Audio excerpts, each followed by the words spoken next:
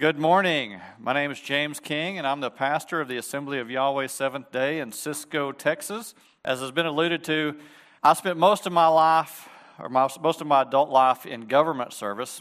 I started with about 10 years in the military, and then I was a police officer. I was a justice of the peace and municipal court judge, and then I was mayor of Cisco for about 4.5 years up until recently. In fact, one of my trips to Kenya, I took in 2013, I was kind of elevated from the status of mayor of a small town in Texas, about 4,000 people.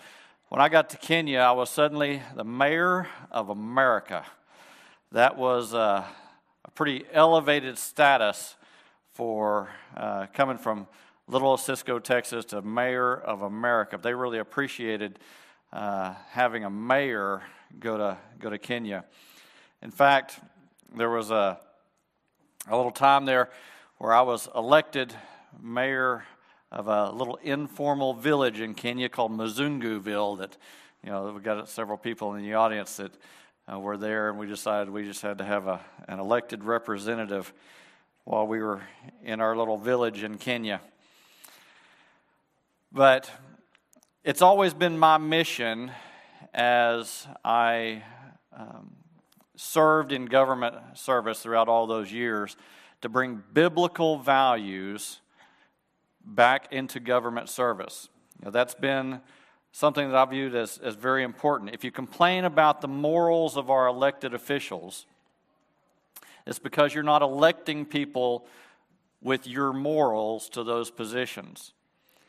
If you don't like your representatives and the values that they have, you need to elect people with your values. We need more believers in government service. And so that's been kind of my mission in my adult life. I'm married to my best friend from high school. Her name is Sharon. She's not with us this weekend. She's home holding down the fort. I also have 2 adult children. Both of them are recently married and out of the house, so that's great. My son, Tristan, is married to a local from here, Julie, and my daughter, Rachel, is married to a guy back home, and she's recently announced she's pregnant. I'm going to be a granddad. This is something that I'm not sure I'm really comfortable with, the idea of being a grandfather, but at the end of this year, we're going to be blessed with a baby girl. So that's exciting. Can't wait for that. My son, Tristan, is going to turn 23 in August. He's currently in college to be an engineer. He's in civil engineering, and he'll graduate next year. My daughter, Rachel, she's in college to be going to graduate actually this August with a degree in biomedical science. And we are very proud of the people, of the adults that they have grown up to be. They are still in the assemblies and doing well, and so we are very proud of our kids.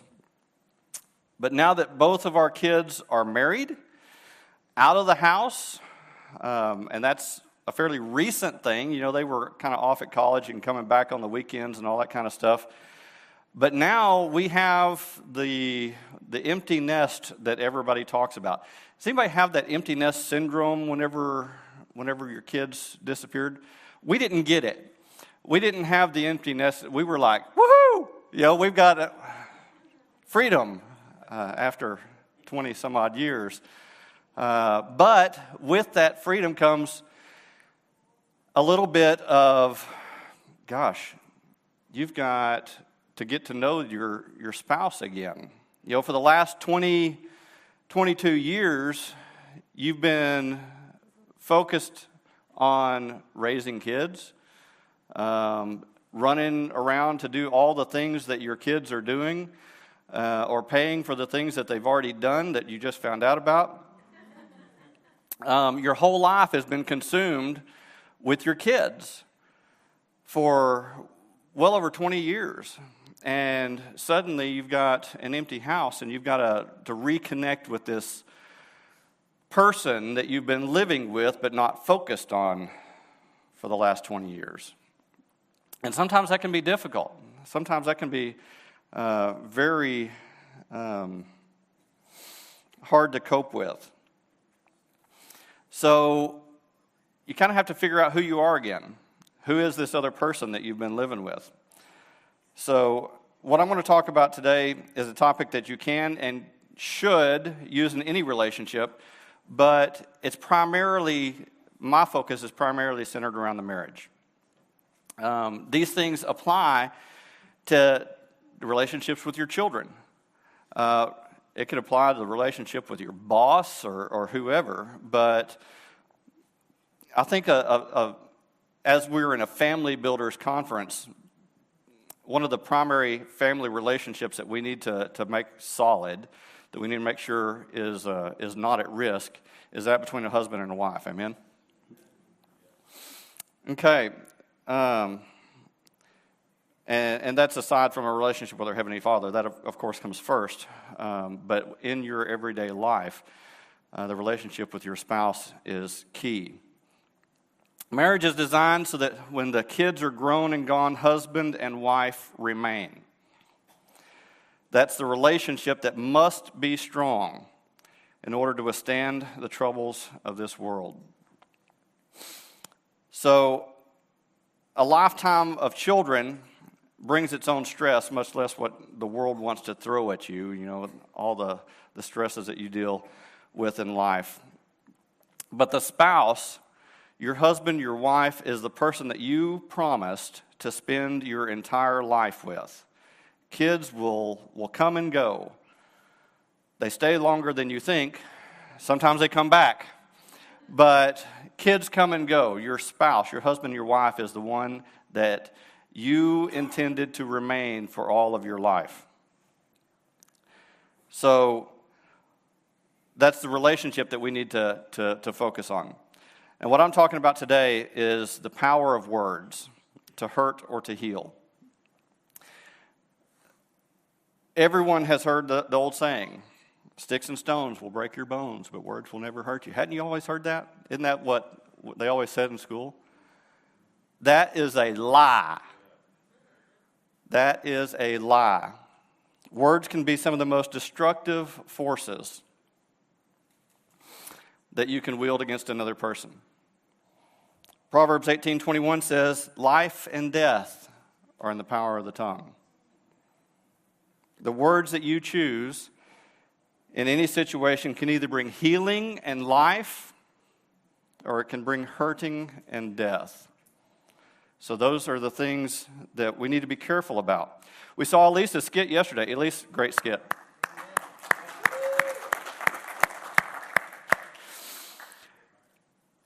We saw that skit yesterday, and it just brings to the forefront how damaging words can be. Whenever you're lashing out at your kids, at your spouse, that brings real damage to these people. Words are powerful things and can have a devastating effect when they're used in the wrong way. So how many people have been in a relationship for longer than 5 minutes? If you're not still on the honeymoon, and even the honeymoon can be contentious. But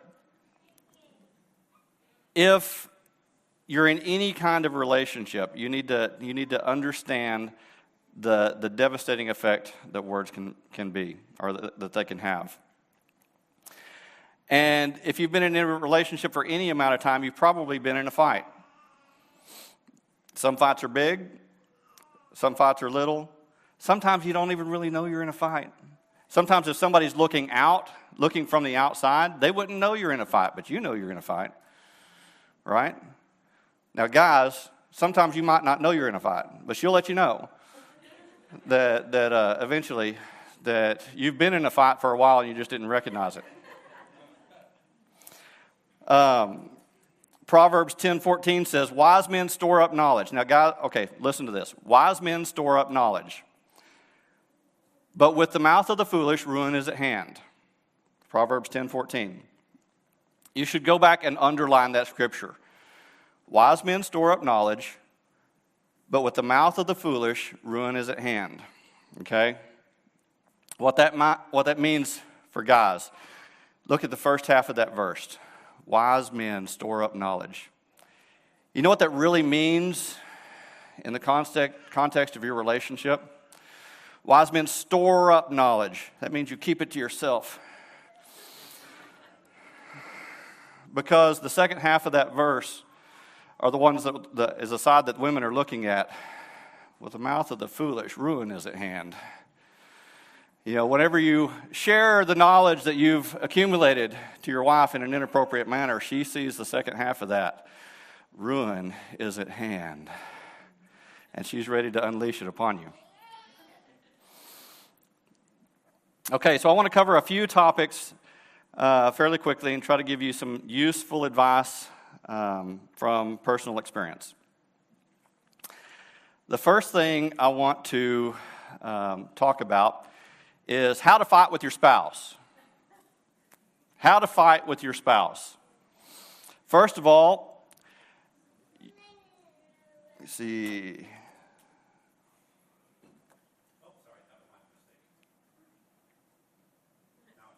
Okay, how to fight with your spouse. First of all, use a lot of hurtful words. Use a lot of damaging, hurtful words. You've seen these words before. Idiot. That's a painful one. Childish, worthless. You know, you may have used these words before. Hopefully not in reference to your spouse, but you've obviously seen them. You may have had these words used at you. Hurtful words. Or you may just not want to say anything. That always works. The silent treatment, right? That really, really works, especially if you're married to a vocal person and they're trying to engage you and all you give them is a silent treatment. That is a good way to fight, all right? Just drives them mad when you won't talk to them. Refuse to admit that you're wrong. Oh, that's a good way to fight. Yeah. Refuse to admit. This is a key element. You cannot admit that you're wrong if you want to fight with your spouse. Does everybody see what I'm doing here? If you want to fight, this is what you do. You use hurtful words. You refuse to admit that you're wrong. You give them the silent treatment. If you want to fight, I'm not teaching you how to win a fight. I'm just saying if you want to fight, that's what you do. But we don't really want to fight in our relationships, right? That's not why we got married, so I could fight with this person all the time. Now, some people I think really enjoy a fight. I'm not one of those people, and you shouldn't have that kind of relationship with your spouse. But those are the things that will guarantee a fight in your house. This is something that people deal with. It's called the fear cycle. And rarely does anybody understand, rarely does anybody know that they're in this cycle, that this is going on in their fight, but it is. Hurtful words or actions cause a reaction in our partner. That reaction means that they lash out at you. And then that lashing out hurts you and causes a reaction. And it's a cycle that you can see up on the screen of buttons getting pushed and reactions happening and buttons getting pushed and reactions happening and buttons getting pushed. And it's just this insidious cycle of violence, of fighting. You know, everybody in the relationships, everybody has basically two sides. You have your wants on one side, the things that you desire in a relationship. And then you have your fears on the other side. Things that, insecurities that you have. Things that are, that play upon your emotions. So you've got your wants and you've got your fears. But whenever we're in a fight, things are always playing on our fears. They're always causing reactions. And, if you've been married for any length of time, you know what buttons to push on your wife to cause a reaction, right? You know what gets her. And so those are the things that we typically do when we're lashing out, when we're fighting with our spouses, is we do the things that we know will push their buttons, that will set them off, cause them to get angry. And so we start this cycle of fear and reaction. And this just kind of plays into a continual fight that is very hard to get out of. None of it plays to the wants, to the desires of your relationship. None of this fear cycle is actually getting you any closer to where you want to be. In fact, just the opposite is happening. It is driving you further and further away from your desires and your relationship. You can't solidify your relationship if all you're playing on is each other's fears and reacting to each other. Truth is that none of us wants to be in a fight. Fighting is not fun. It isn't healthy. It isn't why we got married.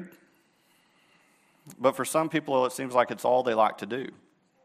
And when you're in that fear cycle, it's all you want to do is lash back out because you've just been hurt. Something was just said that affected you, and you want to lash out again at that other person. But if you want to stop the fight, if you want to get out of this, you have to find a way to break this fear cycle. And I'm going to tell you how to do that. You have to break the fear cycle with positive words.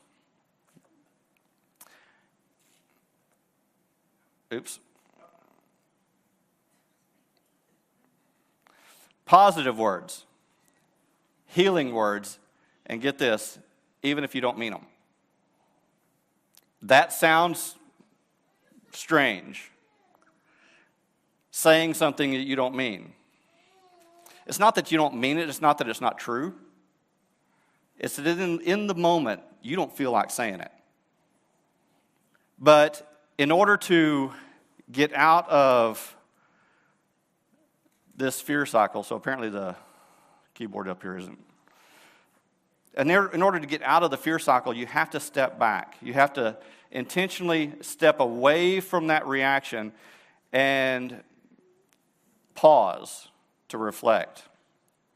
Is this cycle that we're in, is this benefiting my relationship? Is this getting me where I want to be in my relationship? No. So we have to step back and pause. And that may take telling your spouse, hey, I need a break.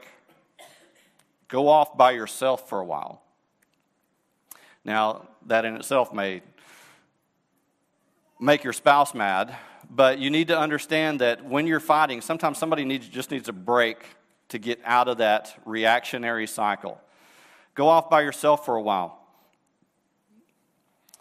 Break that cycle of fear within you. The goal is to stop fighting and to stay married, right? The goal isn't to get the better of one person, to win the fight. You never win a fight with your spouse. You may think you've won, but damage is done in all of this. The goal, the win, is to stay married. To stop fighting. That's the goal.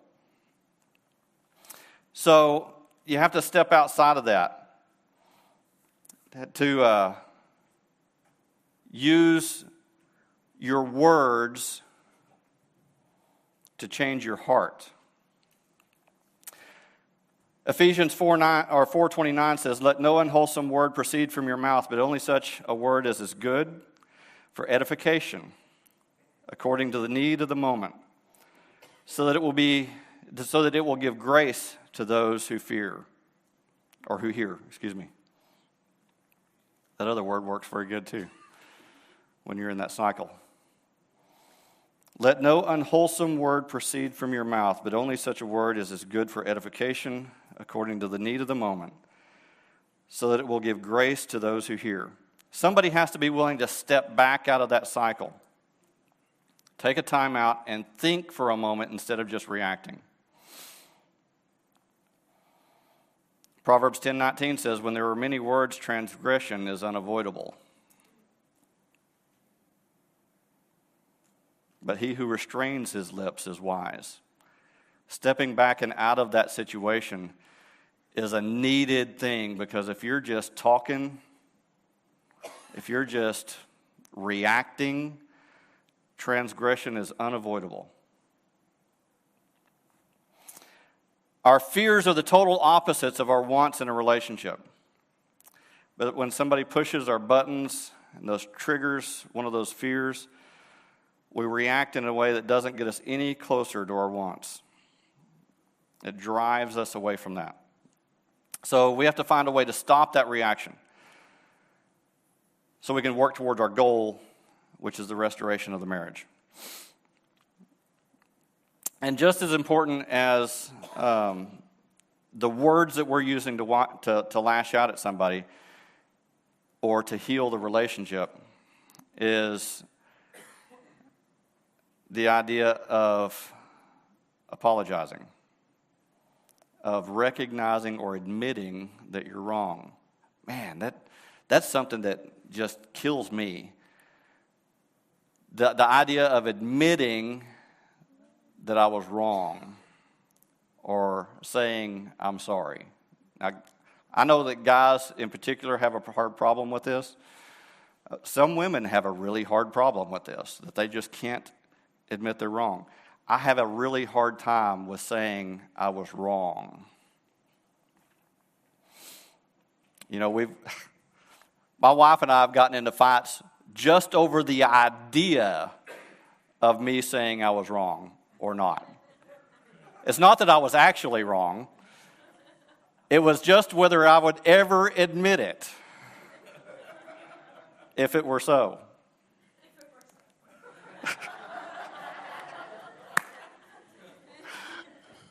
I always told her, well, I told her once anyway, that if I thought I was wrong, that wouldn't be my position. And she just, her face turned red, and I was like, whoa, that kind of set off something. We find it so difficult to admit. But when no one is willing to admit that they're wrong, it just continues this death spiral of unforgiveness. Hurtful words get thrown around because both sides are mad and neither is willing to let it go. So there was a time when my wife and I were going through some problems. This is where things get real. This is letting you into my life. There was a time when my wife and I were having some real problems. Our kids were growing up, and we were at that point where we were seeing the transition ahead that our kids are about to be gone, and now I've got to live with this other person with nobody running interference, right? Now, it's like, what are we going to do now? And we started having kids very early in our marriage. Now, Sharon and I were best friends in high school. But over the intervening 25, 30 years, things had changed a lot in each of us. And so we were looking ahead and seeing, wow, we're going to be alone and, just the two of us. And what do we talk about now? What are we going to do? Do I even like this person anymore? Those are real issues. So we were barely talking. When we did talk, it wasn't that good. So we decided to give counseling a try. And this one thing turned our marriage around. This fear cycle thing is one of the things that came out of our counseling, but something else. This was a concept that is good to understand, that you need to take a break, you need to step out of that relationship or step out of that fight and take a different path because you're not going where you want to go. But after understanding that, this one other thing is the thing that saved our marriage.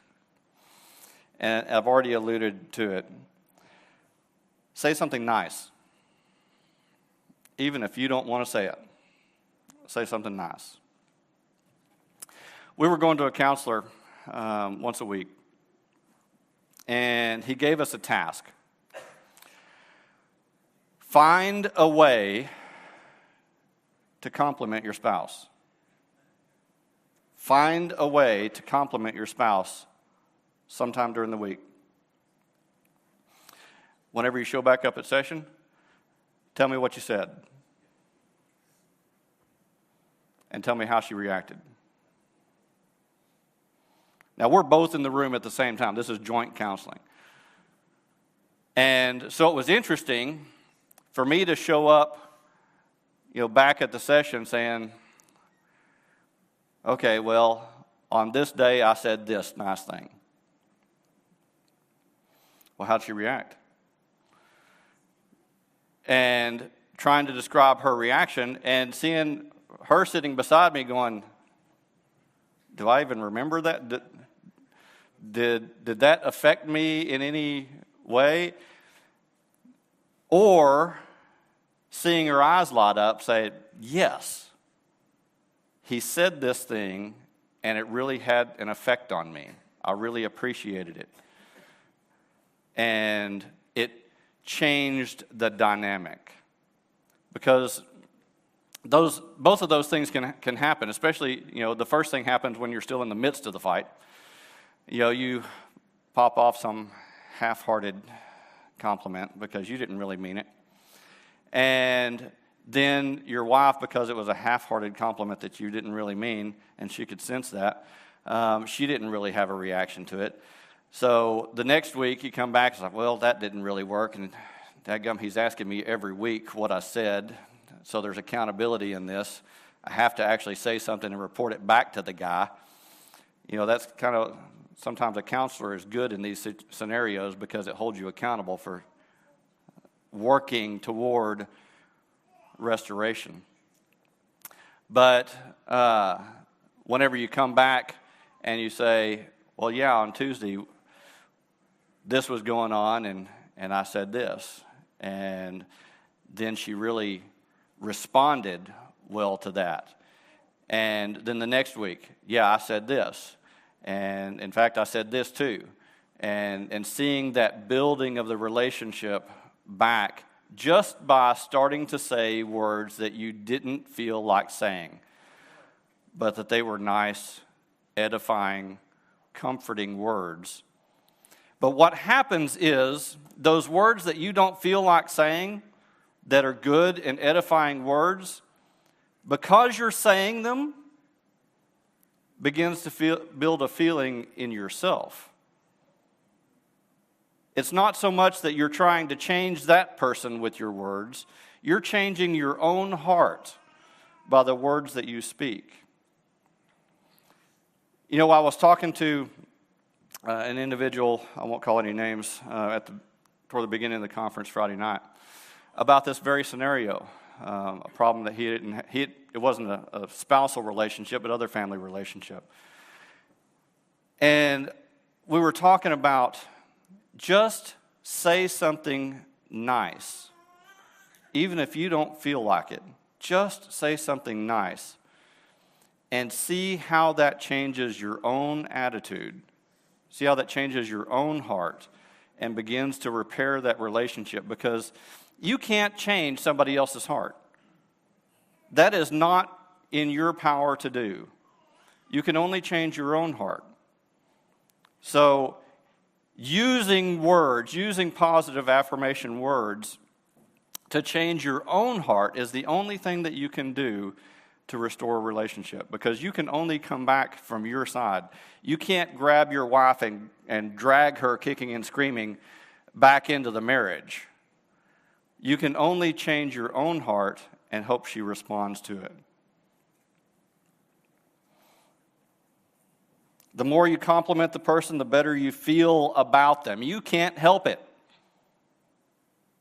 You speak those words, and they instill in your heart.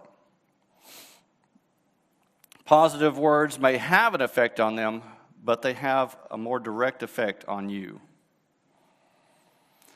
Proverbs 11:11 says, "By the blessing of the upright, a city," or I would say a marriage, "is exalted." By the blessing of the upright, a city is exalted, but by the mouth of the wicked, it is torn down. Intentionally speaking life over your spouse, over your marriage, is one of the best things that you can do to repair a broken relationship, or to keep it from becoming broken in the first place. Remember, the power of life and death is in the tongue. So there's two books I want to recommend for people out there. First is the book that Keith has already given away. Next slide.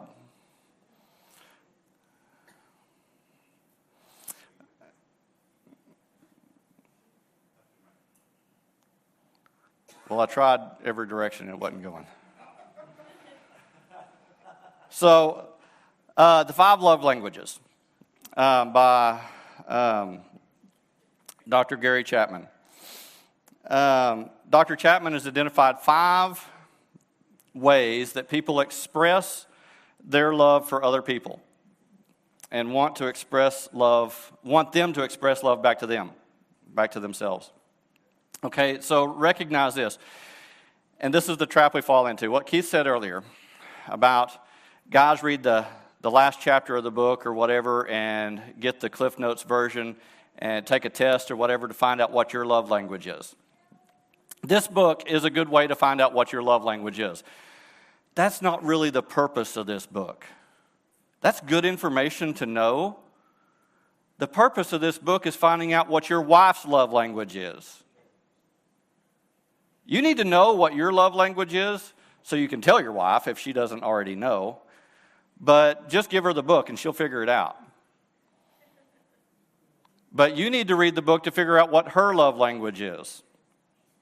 So there's 5 languages: gift giving, quality time, physical touch, acts of service, and words of affirmation. These are the ways that we respond to people. Gift giving, flowers, cards, everybody knows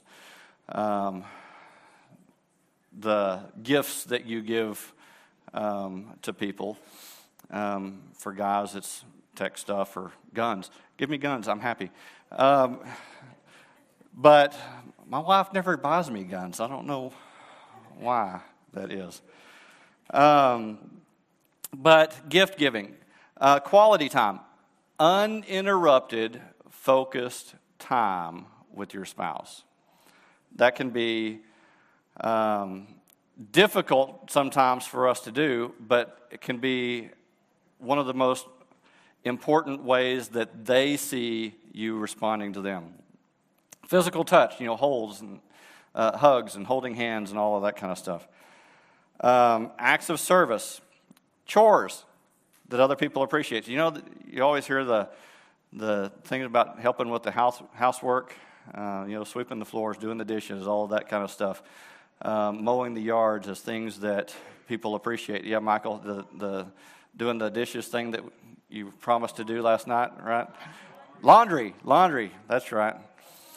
Those things that you can do, or words of affirmation. Those kind, uplifting words. Just telling your wife how nice she looks today or whatever. Each of us has a primary and probably a secondary love language that we identify with. It's usually 1 to 2 that we identify most strongly with. And so this is a really good book to identify what your love language is, and more importantly, what your spouse's is. Problem is that most of us naturally express our love language in our own language. Mine is acts of service. My wife's is words of affirmation. I don't speak words of affirmation. I speak acts of service. And we wonder sometimes why we just aren't connecting. She thinks, well, you never appreciate me. And, well, yeah, I do stuff for you all the time, And she's complimenting me left and right. That doesn't mean squat to me. Do something for me. The things that, the way that we speak, the way that we interact with each other, that's why I say it's important to know your spouse's love language so that you can become fluent in that language, not in your own. You speak your own naturally. You need to find out what she responds to or what your husband responds to and start speaking that language.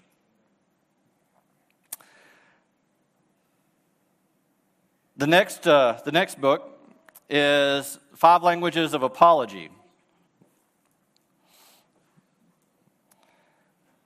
Also written by Dr. Gary Chapman. These are expressing regret. That's the general I'm sorry. Accepting responsibility. That's the one I said we have problem with. That's where you say, more than you're sorry, but you were wrong. I was wrong. That's the tough one. Receiving gifts. That's the flowers with the apology. Quality time. Sitting down one-on-one with your wife to express your regret for whatever has happened, and physical touch, the hug that comes, kind of repairing those relationships. All of those things are, some of them seem to overlap with the love languages, but their key differences in how someone apologizes for an act or a perceived act that they've done wrong. And this is important. I didn't realize how important this was until I started reading this book. People don't accept apologies if they don't feel that they are sincere. This is how someone perceives a sincere apology. For some people, saying I'm sorry says it all. That's kind of where I have always been at. If I say I'm sorry, that means all of these things that I'm sincerely expressing my regret for doing whatever I did. But a lot of times, people don't, just saying I'm sorry, that doesn't resonate with people. That seems so insincere, so blah. You have to say, I was wrong. Will you forgive me for the thing that I did? To me, that's like going a whole new level. That's jumping up from I'm sorry to way up here. I was wrong. Will you forgive me? And then all of these other things. But if you're apologizing in a language that your spouse does not recognize, they won't accept your apology. They will view it as insincere, and it will never heal that wound that was created by the original offense. So this is really important. And my time is going long, so I'm going to try to wrap this up pretty quick. So learning the other person's apology language is very important, especially in a marital relationship. So a few key takeaways, okay? Key takeaways of my talk today: life and death are in the power of the tongue. You have the ability to speak life or to speak death in your relationships. Number 2, if you're in a fight, find a way to break the fear cycle. Tell your spouse, hey, I need a break for a while. I need to step out. I need to get out of this reaction time. Go off by yourself and pray. When you feel centered again, come back and work toward what you want in the relationship and not working based on your fears. And number 3, learn the language that your spouse speaks. Learn their love language, learn their apology language, learn to speak to them in a way learn to speak to them in their way, and you'll go a long way towards stopping the fights before they begin or healing them afterwards. So thank you very much. I appreciate your time today. All right, praise Yahweh. Let's give James some appreciation. I know Amanda got a lot out of this seminar, so really appreciate that. Amanda and Michael, particularly. So I was going to ask James, one of the questions that I have, and I'm sure we've got some other questions out here, so we'll get to those in a minute. We were talking about the conflict. You know, you were talking about the conflict cycle and the damage it's done. Is there a reality where you can have a healthy way of fighting or disagreeing, and what would that look like? Well, yeah. The key is discussing and not playing into that fear cycle. You can have arguments as long as you're not lashing out at a person to play upon their fears. If you're not intentionally pushing their buttons to cause them to be mad, you can have significant disagreements over things without playing upon somebody's fears. And that's the best way to interact, because the goal, you always have to remember that you as a couple, the end result is for you to stay a couple, okay? The goal is that the marriage always wins. You're not fighting against your spouse. You're not arguing. You may be arguing with them, but it's not you against them. It's your marriage against whatever issue that you're faced with. Okay. So you always need to keep in mind that the goal is a solid marriage and just working through whatever disagreement that you have. Yeah, that's good. And I really appreciated when you were talking about, I certainly appreciate your transparency about the counseling and so on, and just saying the nice thing. I remember Mark Gungor said in his marriage seminar, Laugh Your Way to a Better Marriage, he said, for men, we just need to think, be nice to the girl, be nice to the girl, be nice to the girl. That's what men need to focus on, just be nice to the girl. And then one of my favorite things was when you said, if I thought I was wrong, this wouldn't be my position, or that wouldn't be my position. Yes. It's coming from a one. Okay. So do we have any comments or questions for Pastor James while we've got an opportunity here? We got a comment up here.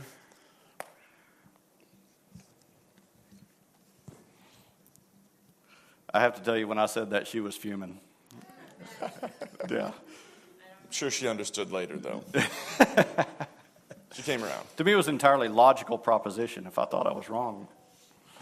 I really liked what you said about the team aspect of husband and wife, because in our culture, there's a lot of focus on men and women as a battle. It's a battle for control in the marriage. Who has control? And so there's a struggle there for that, to see who has the power, instead of seeing it as a team. In other words, in an argument, as you pointed out, it's no one wins an argument in a marriage. Right. You either both win or you both lose. Right. Right. That's right. That's right. Thank you. Yeah. Okay. We have another comment over here, Carter.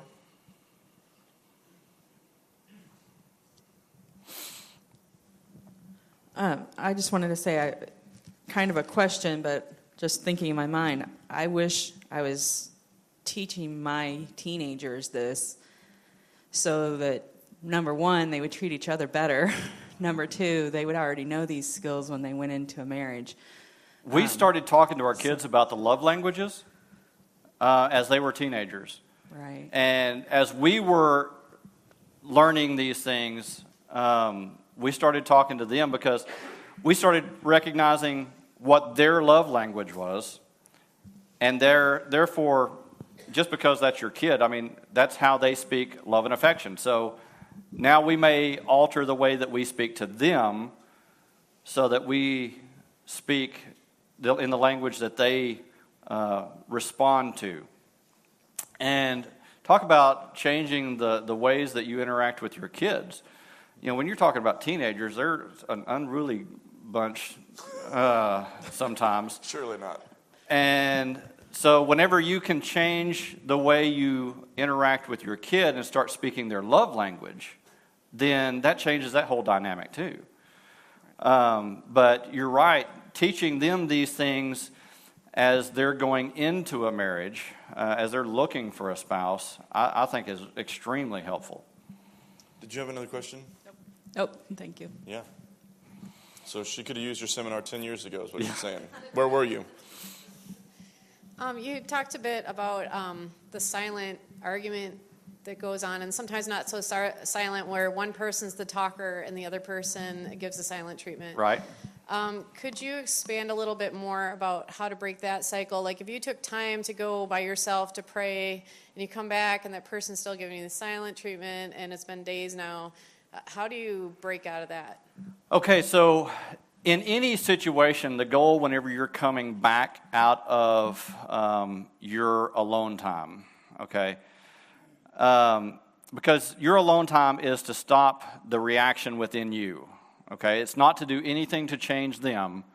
You can't change what they're feeling or what they're, what's going on in their mind. And I'm one of these big silent types. If I'm in a fight, I just shut up. And so my wife, that infuriates her. But your goal is not to come back and change that other person. Your goal is simply to come back with a centered mind and you focused on the relationship and going forward, and then start that positive affirmation effort, not trying to re-engage them in the argument, but start that positive affirmation effort until they start responding to it and coming back. And then you can maybe engage in a more civil discussion without the fighting. And because in the silent treatment, recognizing this in myself, it's because I don't want to yell and scream at somebody. That's losing control. In order to maintain control, I just bottle all that up and go do my own thing, don't talk, bury myself in a tablet or TV or whatever. So in order to bring that person back, you have to come at it with not a confrontational attitude, but with more the positive affirmation. And I would say don't even be overt about it. You don't want to come after this guy with positive words because, what the heck is she doing? Get away from me.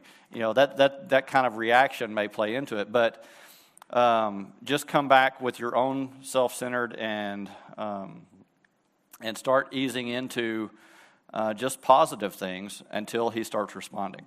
That's all I can say.